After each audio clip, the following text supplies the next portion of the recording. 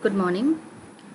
Today we will discuss two problems based on profit prior to incorporation. So last class we have already studied regarding the meaning of profit prior to incorporation, the steps involved in calculating the profit prior to incorporation and the format also. Okay, so in this class we will discuss two problems based on profit prior to incorporation. So you know the format, that is, this is the format of statement of profit and loss account for the purpose of calculating profit prior to incorporation and also after incorporation or post incorporation. So first column serial number, second column particulars, third column basis of allocation, then fourth column total, then comes pre-incorporation, that these three columns are regarding the amount. So first total amount, then amount for pre-incorporation period and the amount for post-incorporation or after incorporation period. So the first item was revenue from operation, that is sales, then other income, that there is total revenue. When we add revenue from operation and the other income, you will get the total revenue. Then next is expenses. So the first expense, cost of goods sold, and the cost of goods sold can be calculated by the equation opening stock plus purchases plus direct expense less closing stock. Then you will get the amount of cost of goods sold. Then with this cost of goods sold, you will add various other expenses like employee benefit expense, finance cost, depreciation and amortization expense and also the other expenses.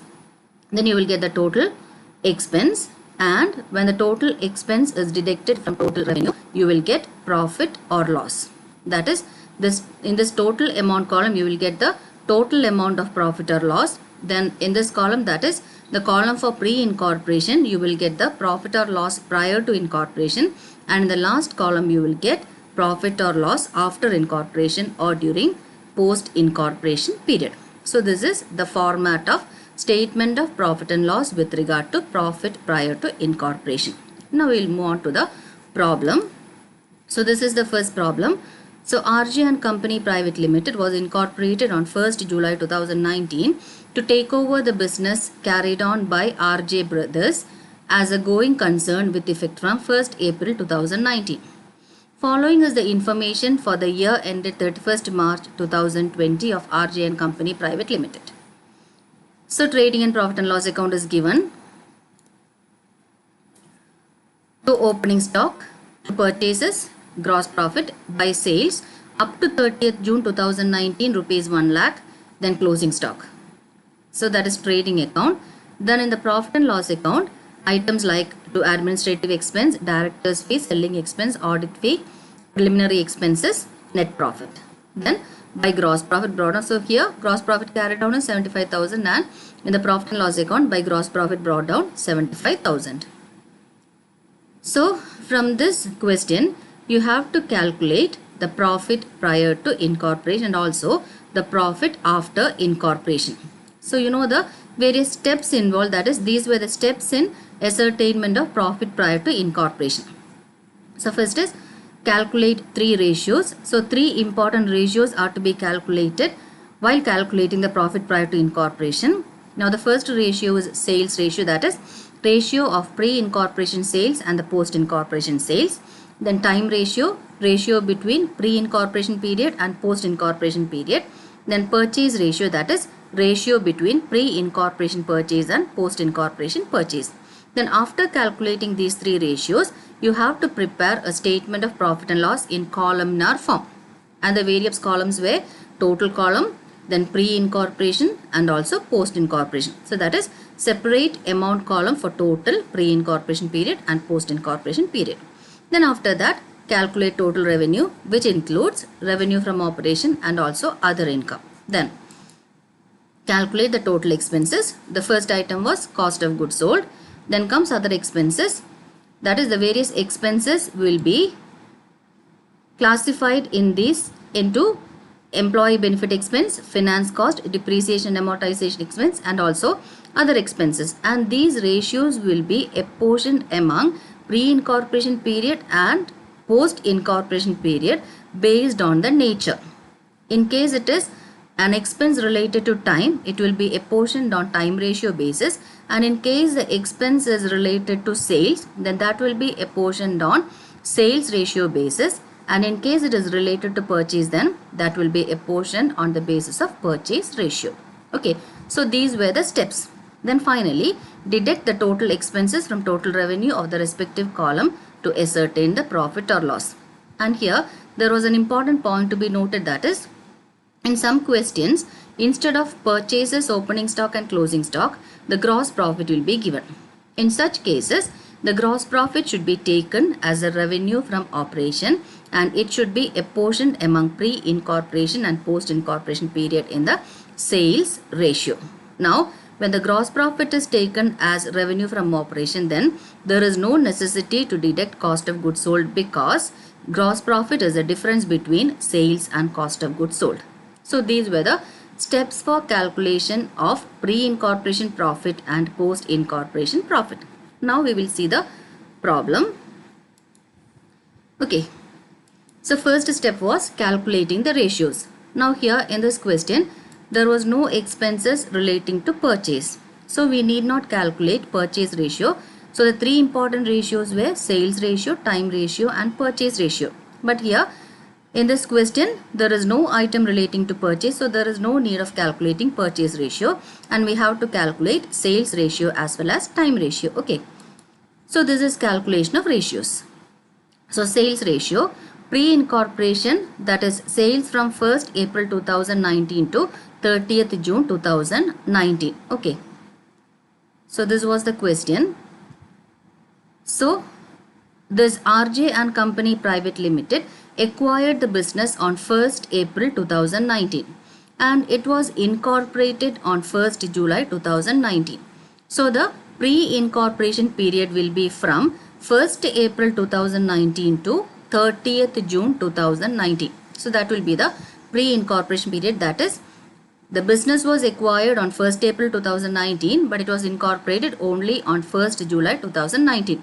So the pre-incorporation period will be between 1st April to 30th June 2019. So it will be April, May and June. That is 3 months will be the pre-incorporation period. Now from 1st July to 31st March, that is the remaining 9 months will be the post-incorporation period. So here the pre-incorporation period will be 3 months and the post-incorporation period will be 9 months. Okay. So the time ratio will be from 1st April 2019 to 30th June, that is pre-incorporation sales. Now here the pre-incorporation sales is also given, that is by sales up to 30th June 2019 1 lakh. Okay, so pre-incorporation sales is 1 lakh. Then the total sales is 3 lakhs. So the post-incorporation sales will definitely be 3 lakh minus 1 lakh, that is 2 lakh. Okay. So pre-incorporation sales will be 1 lakh, that is up to 30th June from April 1st. Then post-incorporation sales will be 3 lakh, that is total sales 3 lakh minus 1 lakh pre-incorporation sales 2 lakh. So here the sales ratio will be pre-incorporation sales 1 lakh, post-incorporation sales 2 lakh. So sales ratio is 1 lakh is to 2 lakh, that is 1 is to 2. Now we have already discussed about the time period, that is pre-incorporation period was from 1st April to 30th June, that is 3 months, and the post-incorporation period was from 1st July to 31st March, that is 9 months. So the time ratio will be 3 is to 9, that is 1 is to 3. So we have calculated the ratios, that is sales ratio 1 is to 2 and time ratio 1 is to 3. Okay.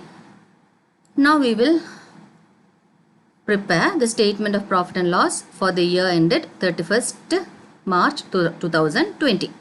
So these were the columns: serial number, particulars, basis of allocation, then total, pre-incorporation and after incorporation or post-incorporation. Okay. So revenue from operation, that is sales. So sales is already given in the question, that is it is up to 30th June 1 lakh and after 1st July 2 lakh and the total 3 lakh. So sales will be, so revenue from operation sales. So basis of allocation is actually in the steps itself it was stated that in case the sales is given, then it should be allocated on actual basis. So total is 3 lakhs then pre-incorporation sales was 1 lakh and post-incorporation sales was 2 lakhs. Then there were no other incomes. That is, in the trading account, there is only opening stock, purchases, gross profit, sales and closing stock. Then in the profit and loss account also there is no income. So there won't be any other income. So other incomes nil.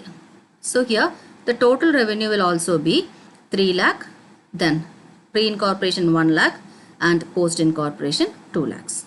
Okay. Now we will move on to expenses. So the first expense was cost of goods sold.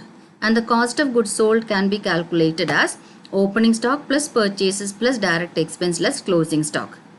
So here, in case the revenue from operation, that is sales and other items, in case this opening stock, purchases and closing stock, in case the information relating to these items was not given, then you can straight away start with gross profit. But here in this question, you have given all the information, that is revenue from operation, that is sales, then opening stock, purchases, closing stock, everything is given. Okay, so here we can follow this particular format itself. So opening stock is, see the question, opening stock 1,20,000, add purchases 1,75,000, then there is no direct expenses. Okay, now the closing stock is 70,000. Okay, so opening stock 1,20,000, purchases 1,75,000, then closing stock 70,000. Now this will be apportioned on sales ratio basis. Now when it is apportioned on sales ratio basis, that is the sales ratio was, the sales ratio was 1:2. Okay. So opening stock 1,20,000 plus purchases 1,75,000, total comes to 2,95,000. From 2,95,000, closing stock 70,000 will be deducted and the result will be 2,25,000. And this 2,25,000, it will be apportioned on the basis of sales ratio, and the sales ratio was 1:2.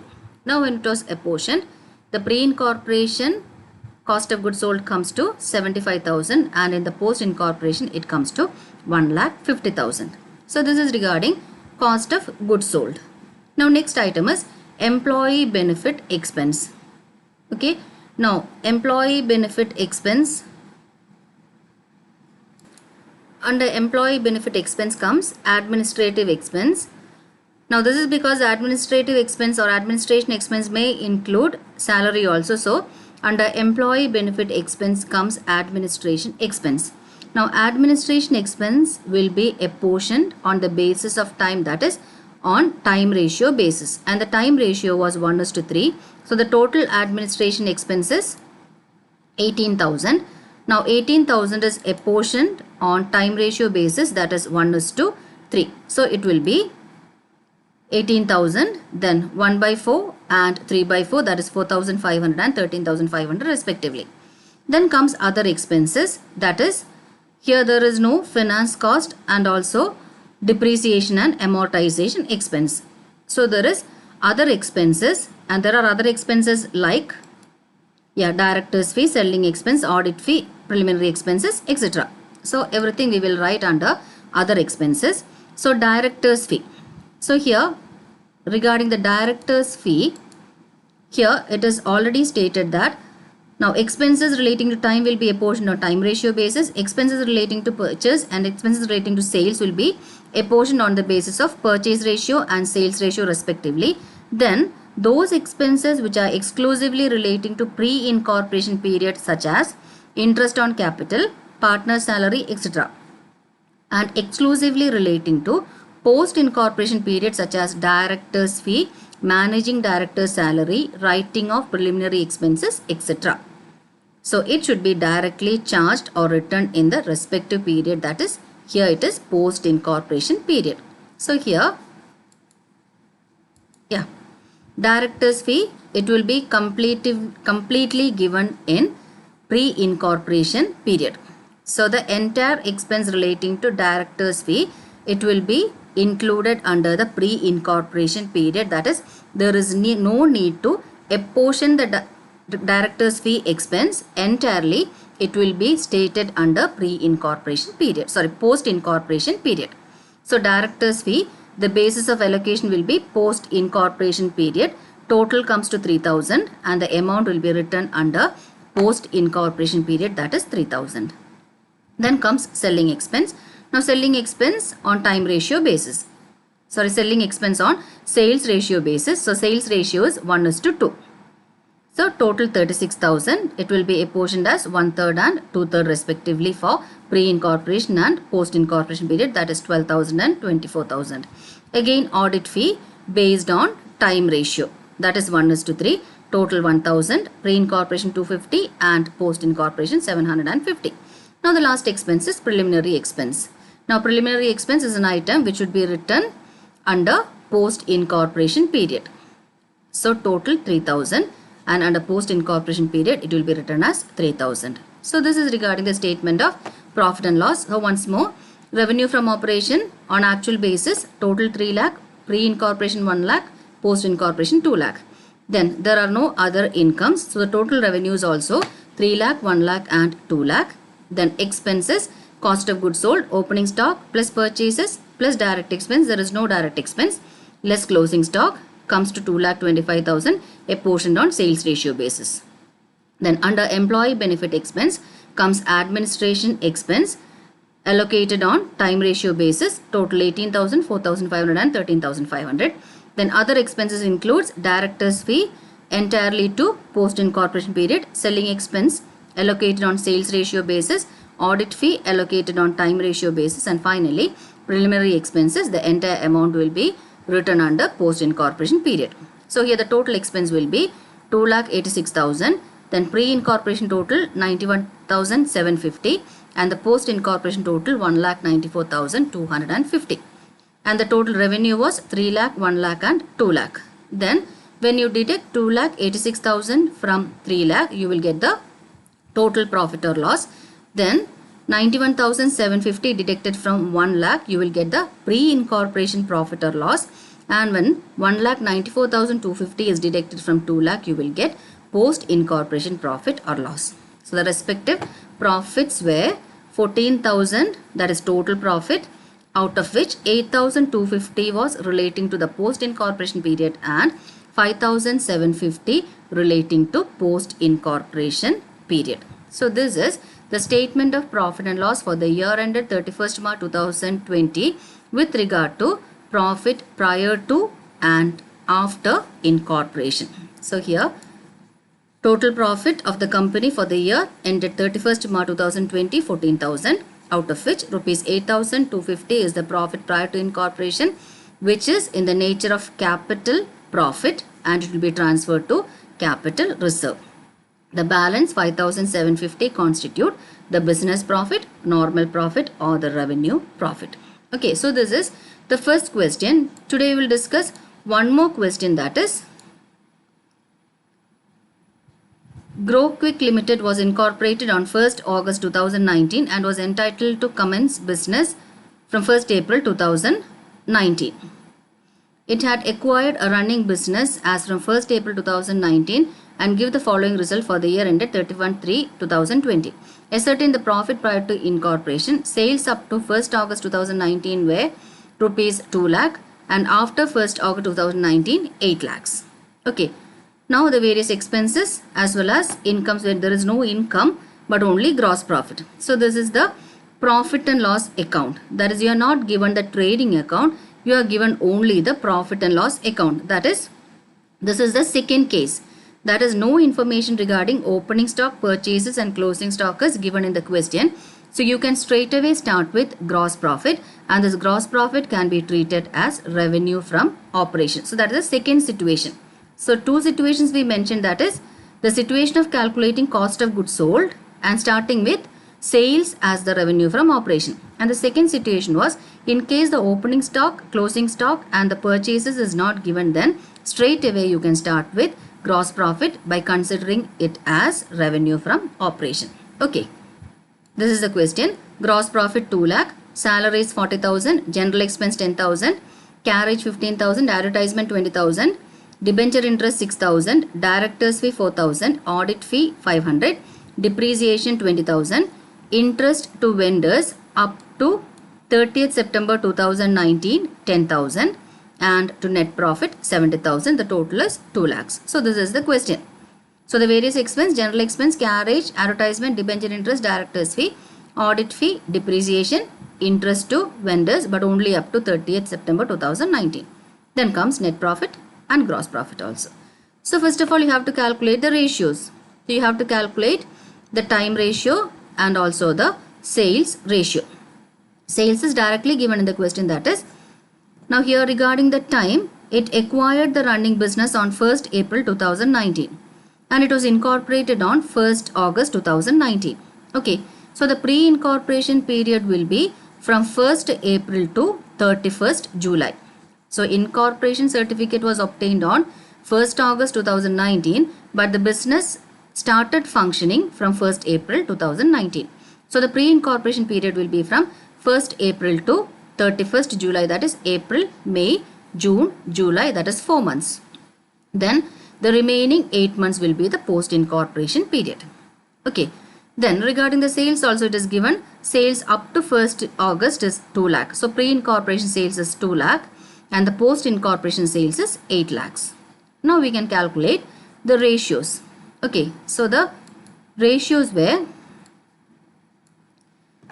sales ratio, pre-incorporation sales is 2 lakh and the post-incorporation sales is 8 lakhs. So sales ratio will be 2 lakh is to 8 lakh, that is 2 is to 8, 1 is to 4. Then time ratio, pre-incorporation period 1st April to 31st July, that is 4 months. Then post-incorporation period 1st August to 31st March, that is 8 months. So the time ratio will be 4 is to 8. Okay. So pre-incorporation period 4 months and the post-incorporation period 8 months. So the time ratio is 4 is to 8, that is 1 is to 2. So you have calculated sales ratio and time ratio.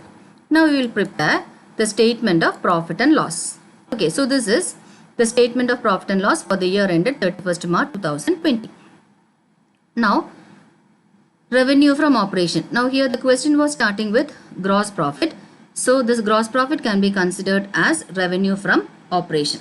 So here the revenue from operation will be gross profit, that is revenue from operation gross profit, allocated on sales ratio basis, and the sales ratio was 1 is to 4. You have calculated the sales ratio 1 is to 4. So total 2 lakh, a portion as 40,000 and 1 lakh 60,000. Then other income, there is no other income, only the gross profit is given. So no other income. So the total of income or revenue comes to 2 lakh 40,000 and 1 lakh 60,000. Then expenses. Now here there is no need to calculate the cost of goods sold because the gross profit itself is given. Now the first item is employee benefit expense. Now the employee benefit expense, salary. So salary is 40,000. So it will be apportioned on time ratio basis, that is salary, time ratio 1 is to 2. Total 40,000, 13,333 and 26,667.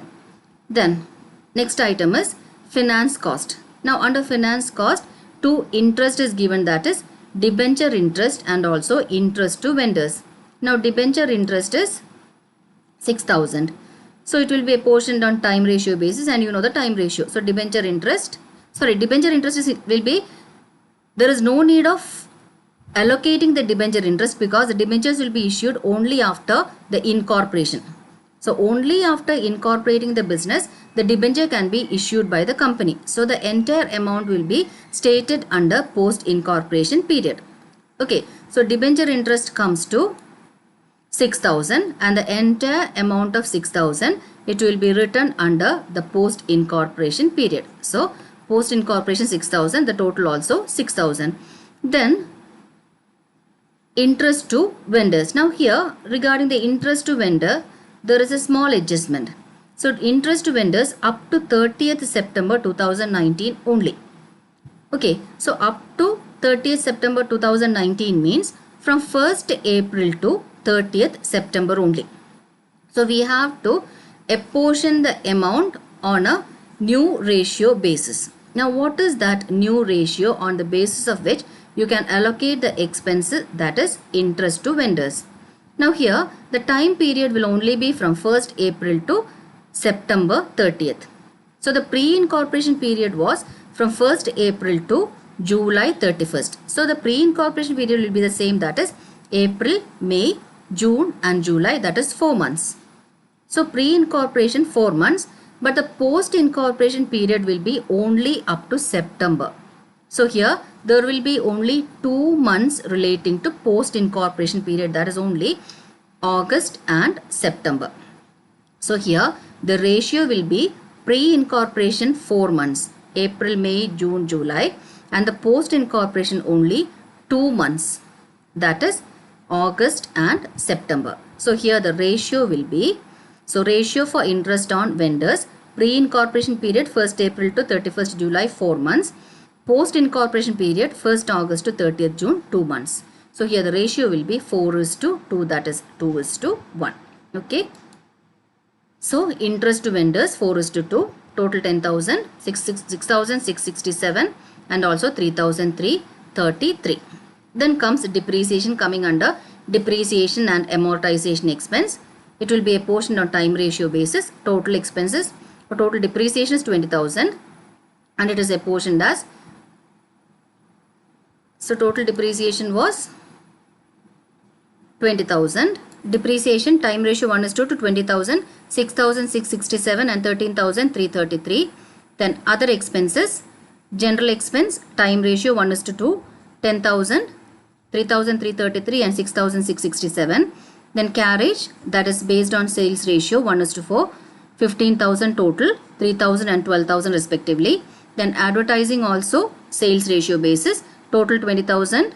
Then pre-incorporation 4,000 and post-incorporation 16,000. Then comes director's fee entirely under post-incorporation period, that is total 4,000, and under post-incorporation period also 4,000. Again the last item is audit fee based on time ratio 1:2, 5,000. Then 1,667 and 3,333. Now the total expense will be total 1,30,000. For pre-incorporation period 38,667. Post-incorporation period 91,333. And the profit or loss, total profit 70,000.